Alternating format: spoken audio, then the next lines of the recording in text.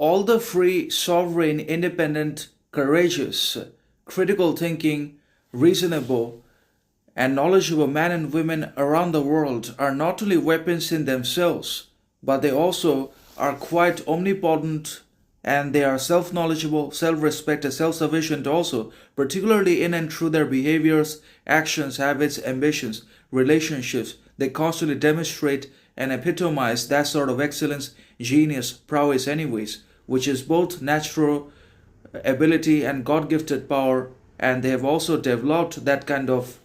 omnipotency through basically decades of hard work, dedication, discipline, desire, rejection, betrayal, particularly by the embrace of pain, by not running away from pain, but by using, utilizing, and embracing pain, adversity, misery, tragedy, loss as fuels, as advantages for transformation, for the cultivation of more and more authenticity, truthfulness, sovereignty, freedom, critical thinking, reasonable behavior,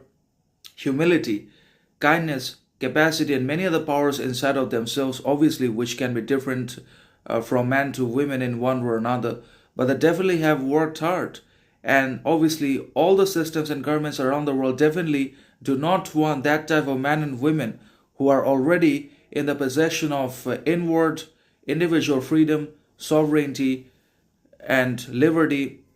expression, independence, justice, equality at every step of the way, because they can also basically influence,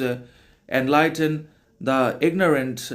or mass men and women with their knowledge, with their critical thinking, reason, authenticity, truthfulness. They can literally provide them with knowledge, education, and liberate, elevate them from their conditions and miseries of ignorance, arrogance, pretense, remove poverty from the world. And that's why they are the real weapons, those who are free, courageous, fearless in their action, behavior, habit, speech, interaction at every step of the way. If we are able to exercise courage, critical thinking, individuality, sovereignty, authenticity,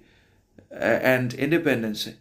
then obviously there is nothing or no one in the world that we won't be able to conquer, or that won't fear us or be afraid of us, anyways, in one way or another. And the government obviously fears such men and women, because ultimately the government is a concentration of power that exists to limit, to curb, to restrain the citizenry's, the man and women's rights, freedoms, speeches, expressions,